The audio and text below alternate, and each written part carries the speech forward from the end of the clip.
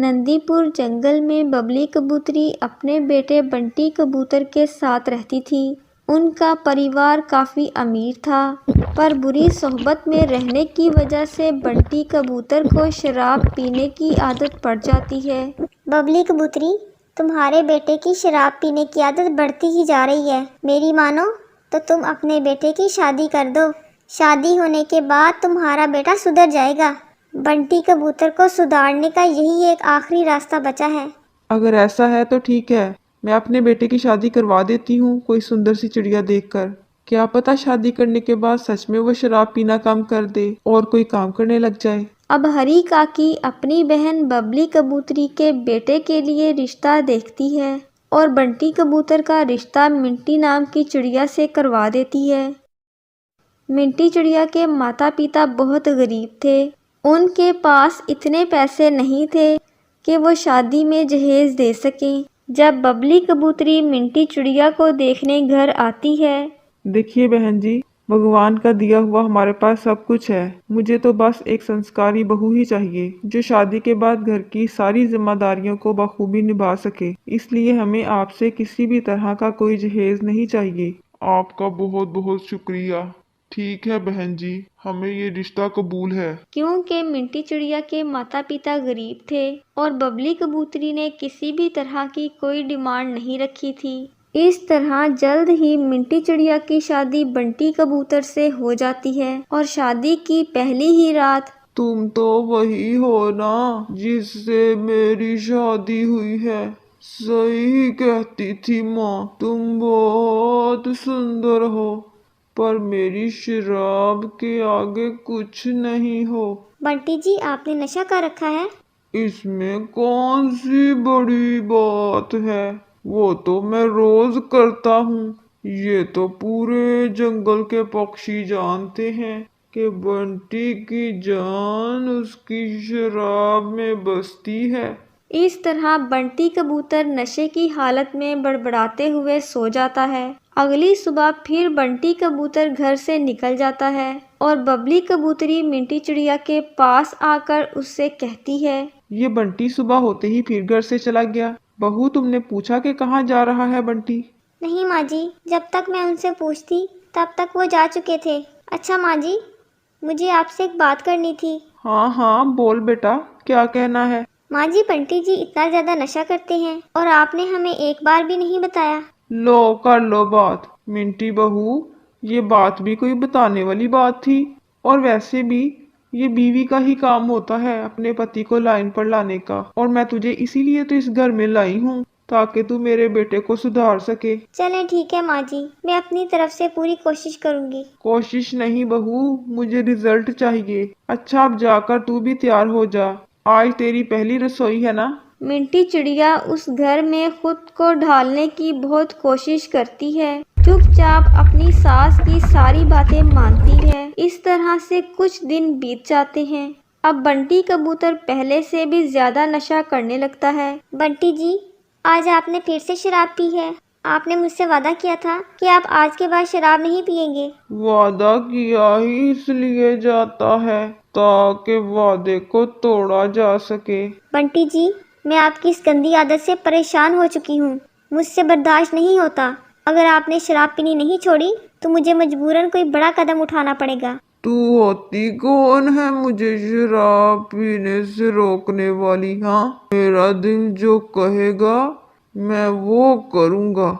हट मेरे रास्ते से।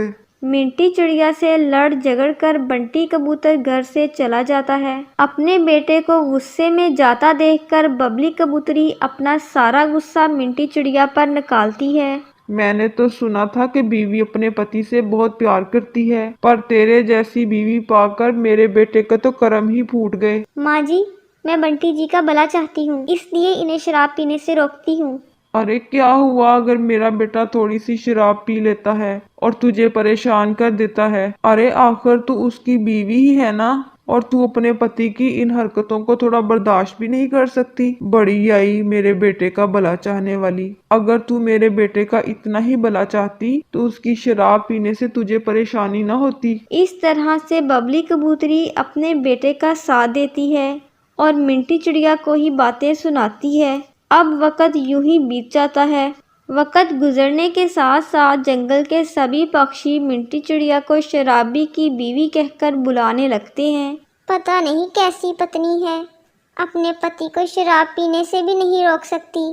अरे इसका पति शराब पीकर नशे में यहाँ वहाँ पड़ा रहता है, इसको कोई रोकने टोकने वाला है नहीं, इसलिए तो ये अपने पति को शराब पीने से नहीं रोकती। अगर इसने अपने पति को शराब पीने से रोका होता तो आज क्या बंटी कबूतर शराब पीना छोड़ नहीं देता। जंगल के पक्षियों की ऐसी बातें सुनकर मिंटी चिड़िया को बहुत बुरा लगता है। ये सब बातें सुनकर वो घर के अंदर आ जाती है और फूट फूट कर रोने लगती है। उसी वक़्त उसके पिताजी का फोन आता है और मिंटी चिड़िया की रोती हुई आवाज़ सुनकर वो कहते हैं, अरे मिंटी बेटा, तू रो क्यों रही है? मुझे बता क्या हुआ है। पिताजी, मैं अपने ससुराल वालों से परेशान हो चुकी हूँ, खासकर बंटी और उनकी शराब से। मिंटी बेटा, दामाद जी ने अब भी शराब पीना कम नहीं की। पिताजी, बंटी जी ने तो पहले से भी ज्यादा शराब पीना शुरू कर दी है। पहले तो वो एक बार शराब पिया करते थे, पर अब तो उनकी सुबह भी शराब से होती है और शाम भी। अब तो सब पक्षी मुझे शराबी की बीवी कहने लगे हैं। मुझसे अब ये ताने और नहीं सहे जा रहे। अरे मिंटी बेटा, रो मत, सब ठीक हो जाएगा। एक बार गलती कर दी, पर अब हम उस गलती को सुधारेंगे। अपने पिताजी से बात करने के बाद मिंटी चिड़िया का दिल थोड़ा हल्का हो जाता है। तभी बंटी कबूतर शराब पीकर वहां आ जाता है और इस बार बंटी कबूतर अपनी सारी हदें पार कर देता है। करमजली कहीं की, किससे बात कर रही थी अभी? बंटी जी, जुबान संभाल कर बात कीजिए, नहीं तो मैं भूल जाऊंगी कि आप मेरे पति हैं। मुझसे जुबान लड़ाती है, मुझे कहती है कि जुबान संभाल कर बात करो। इतना बोलकर बंटी कबूतर मिंटी चिड़िया को खूब मारता है। कुछ देर बाद बबली कबूतरी वहां आती है और मिंटी चिड़िया के चोट के निशान देखकर कहती है, मैंने तुझे कितनी बार समझाया है कि जब बंटी नशे में हो तो उसके मुंह मत लगा कर। अरे तो थोड़ी बातें सुन लिया करना। अब देख उसने तेरी क्या हालत कर दी। माँ जी, आप अब भी अपने बेटे का साथ दे रही हैं।